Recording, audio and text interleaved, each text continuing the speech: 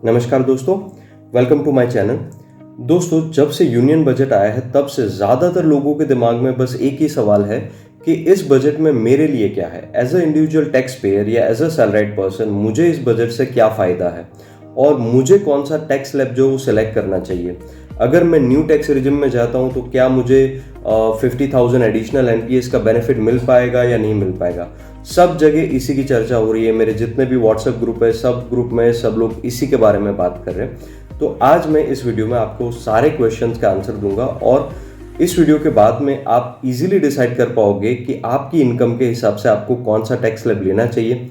नए tax slab में जो है वो क्या क्या कौन से स्लैब है और कहाँ तक आपकी जो इनकम है वो टैक्स फ्री है। पुराने स्लैब में जो है वो आपकी इनकम कहाँ तक टैक्स फ्री है। और अगर आपकी जो भी इनकम है, आपकी इनकम अगर 4 लाख से 20 लाख तक के बीच में है तो आपके लिए कौन सा जो है टैक्स स्लैब जो है वो ज़्यादा बेनिफिशियल रहेगा, वो सारी डिटेल मैं आपको इस वीडियो में दूंगा। तो चलिए चलते हैं इस वीडियो में आगे। वेट आगे बढ़ने से पहले अगर अभी तक आपने मेरे इस वीडियो को लाइक नहीं किया है तो पहले इसको लाइक कर लो, मेरी चैनल को सब्सक्राइब कर लो और इस वीडियो को अपने सारे दोस्तों के साथ अपने फेसबुक पे, अपने व्हाट्सएप स्टेटस पे शेयर कर दो ताकि ये वीडियो जो है वो सबकी मदद कर सके। और आपका जो लाइक है इस वीडियो पे वो मुझे ऐसे ही नए कंटेंट बनाने के लिए अप्रिशिएट करता रहेगा। तो चलिए अभी चलते हैं सीधा एक्सेल की साइड में, ठीक है। तो जैसे कि अभी आप स्क्रीन पर देख पा रहे हो कि अगर आप ओल्ड टैक्स स्लैब में जाते हो तो ओल्ड टैक्स स्लैब में जो बेसिकली 4 स्लैब है।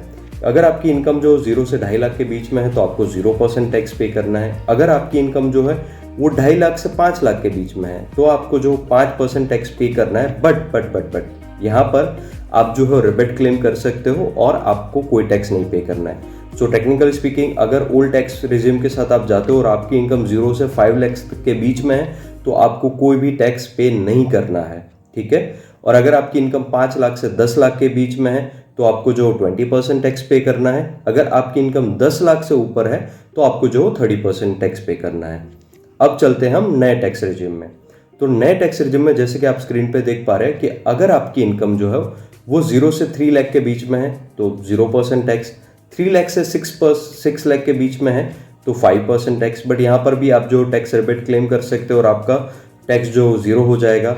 6 से 9 लाख के बीच में जो है आपको 10% टैक्स देना है। बट यहाँ पर आप जो है वो अप टू 7 लाख तक की जो आपकी इनकम है उस पर रिबेट क्लेम कर सकते हो और 7 लाख तक की आपकी जो इनकम है वो टैक्स फ्री हो जाएगी। यानी कि जो ऊपर की 2 लाख की इनकम है उसके ऊपर आपको जो टैक्स देना रहेगा, ठीक है। अभी यहाँ पर जो है अगर आपकी इनकम 9 लाख से 12 लाख के बीच में है तो 15% टैक्स आपको पे करना है। 12 लाख से 15 लाख के बीच में है तो 20% टैक्स पे करना है और 15 लाख से ऊपर है आपकी इनकम तो आपको 30% टैक्स पे करना है। अब आप सोच रहे हो कि यार ये तो मुझे पता है, ये मैंने बहुत जगह देख लिया, बट अभी मुझे एज ए सैलरीड पर्सन मेरी सैलरी के हिसाब से कौन सा मेरे लिए बेस्ट है, तो मैं अब आपको इस पर लेके चलता हूँ। तो जैसे कि आप अभी स्क्रीन पे देख पा रहे हो, मैंने आपके लिए यहाँ पे एक एक्सेल में पूरा कैलकुलेशन करके रखा है। यहाँ पर मैंने जो है वो कॉलम ए में, पहली कॉलम में मैंने सैलरी या तो आपकी नेट इनकम लिखी है जो 4 लाख से लेकर 20 लाख तक की है।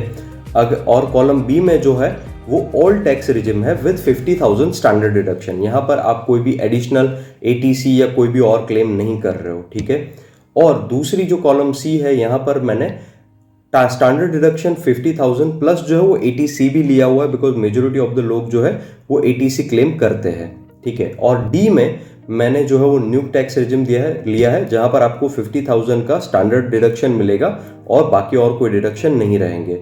और ई में जो है मैंने इन सब को मिलाकर, इनमें से आप अगर न्यू टैक्स रिजिम में जाते हो तो किस में आपकी कितनी सेविंग होगी एज पर योर इनकम, ये चीज़ आपको यहाँ पर दिखाई देगी। तो जैसे कि आप स्क्रीन में देख पा रहे हो कि अगर आपकी इनकम 5 लाख तक की है तो आपको किसी में भी कुछ भी टैक्स नहीं देना है। बट अगर आपकी इनकम 6 लाख है और आप एटीसी क्लेम नहीं करते हो तो आपको ओल्ड टैक्स में जो है वो 23,400 रुपीज़ का टैक्स देना है। यहाँ पर आपको न्यू टैक्स रिजिम में कोई टैक्स नहीं है। अगर आप ओल्ड टैक्स रिजिम में भी एटीसी 1.5 लाख का क्लेम करते हो तो भी कोई टैक्स नहीं है। सेम में अगर आपकी इनकम 6 लाख की है, सेम में अगर आपकी इनकम जो 7 लाख की है तो आपको 44,000 रुपीज़ का टैक्स देना है with 50,000 standard deduction in old tax regime. But old tax regime with eighty C and new tax regime में आपको कोई टैक्स नहीं देना है, ठीक है। और यहाँ पर अगर आप जो है वो आपकी इनकम 8 लाख की है, तो अगर आप एटीसी क्लेम नहीं करते हैं तो यहाँ पर आपको जो है वो 65,000 जो है वो टैक्स देना है। अगर आप जो है वो एटीसी क्लेम करते हैं तो आपको जो 33,800 रुपीज़ टैक्स देना है। और अगर आप न्यू टैक्स रिजिम में जाते हो तो आपको जो वो 31,200 रुपीज़ टैक्स देना है। और अगर आप जो है इसमें नया टैक्स रिजिम सेलेक्ट करते हो तो आप जो 22,600 रुपीज़ का टैक्स बचा लोगे। वैसे मैंने पूरी यहाँ पर हर एक 4 लाख से लेकर 20 लाख तक की कैलकुलेशन दी है, आप आराम से इसको देख सकते हैं और किस में आपकी ज़्यादा सेविंग होगी ये भी आप पता कर सकते हैं। जैसे कि अगर आपकी 10 लाख की इनकम है तो अगर आप एटीसी क्लेम करते हो, सिर्फ एटीसी क्लेम करते हो तो आपको 75,000 का टैक्स देना है। बट न्यू टैक्स रिजिम में आपको कुछ भी क्लेम नहीं करना और आपको जो टैक्स है वो 54,600 रुपीज़ का हो जाएगा। अगर आपकी इनकम 15 लाख है तो आपको जो है वो with eighty C old tax regime में 2,10,000 रुपये 10,600 रुपये का टैक्स देना है। और वहीं पर न्यू टैक्स रिजिम में आपको जो है वो 1,45,600 रुपीज़ का टैक्स देना है। अगर आपकी इनकम जो 20 लाख है तो विथ एटीसी आपको जो टैक्स पे करना है दैट इज 3,66,600 रुपीज़। और न्यू टैक्स रिजिम में यही टैक्स आपका हो जाएगा 2,96,400 रुपीज़। बट वेट, यहाँ पर एक चीज़ आप ध्यान रखिए, अगर if you are a person जिसको कोई फाइनेंशियल प्लानिंग नहीं करनी है या फिर नहीं समझ में आती और you are not willing to do any further investment, ठीक है, आप ना ही एटीसी में इन्वेस्ट करते हैं, आप ना ही मेडिक्लेम क्लेम करते हैं, आप ना ही जो है आपका सेविंग का इंटरेस्ट क्लेम करना चाहते हैं, आप ना ही एनपीएस में इन्वेस्ट करना चाहते हैं, ना ही आप एचआरए क्लेम करना चाहते हैं, ना ही आप अदर कोई भी डोनेशंस जो आप कर रहे हो वो क्लेम करना चाहते हो, ना ही आप आपकी होम लोन क्लेम करना चाहते हो। बेसिकली अगर आपको कुछ भी एडिशनल चीज़ें क्लेम नहीं करनी है तो इर्रिस्पेक्टिव ऑफ योर इनकम आपके लिए जो है वो न्यू टैक्स रिजिम जो वो बेस्ट ऑप्शन है।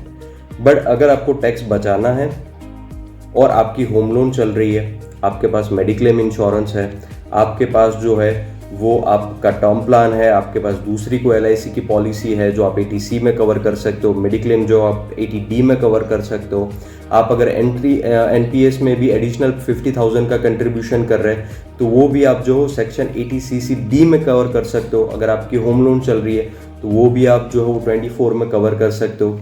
अगर आप सैलराइड है तो आप एचआरए भी कवर कर सकते हो। ये सारी चीज़ अगर आप क्लेम करना चाहते हैं तो आपके लिए जो है वो ओल्ड टैक्स रिजिम जो है वो बेस्ट सॉल्यूशन है, क्योंकि इसमें आपका जो टैक्स सेविंग है वो सबसे ज़्यादा होगा।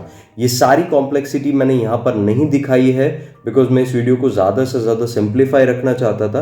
बट आपकी जो भी एक्चुअल इन्वेस्टमेंट है, आपका जो भी एक्चुअल मेडिक्लेम का प्रीमियम है, ये सारी चीज़ आप नोट डाउन करके आप सीधा गूगल पे जाइए, लिखिए income tax calculator as per the old regime. आपको बहुत सारे इनकम टैक्स कैलकुलेटर्स मिल जाएंगे।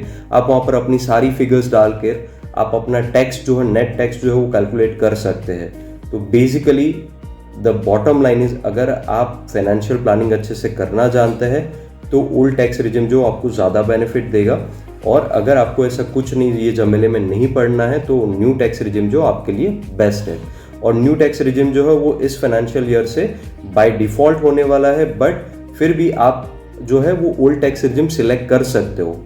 Okay, and one more thing is कि बहुत सारे लोगों का ये क्वेश्चन था कि भाई ओल्ड टैक्स रिजिम में एनपीएस क्लेम कर सकते कि नहीं कर सकते। तो अगर आप सैलराइड पर्सन है, आपकी कंपनी, आपका एम्प्लॉयर जो पीएफ में कंट्रीब्यूशन करता है या आपका एम्प्लॉयर जो एनपीएस में कंट्रीब्यूशन करता है, वो जो है वो एग्जेम्प्टेड है और वो आप न्यू टैक्स रिजिम के साथ भी ले सकते हो, उस पर आपको टैक्स नहीं लगेगा। बट यदि आप जो है वो सेक्शन 80CC-D के एनपीएस की बात कर रहे हो जो एडिशनल 50,000 रुपीज़ का था, तो वो आप यहाँ पर क्लेम नहीं कर सकते बिकॉज वो यहाँ पर कोई भी अदर एग्जम्पशंस अलाउड नहीं है।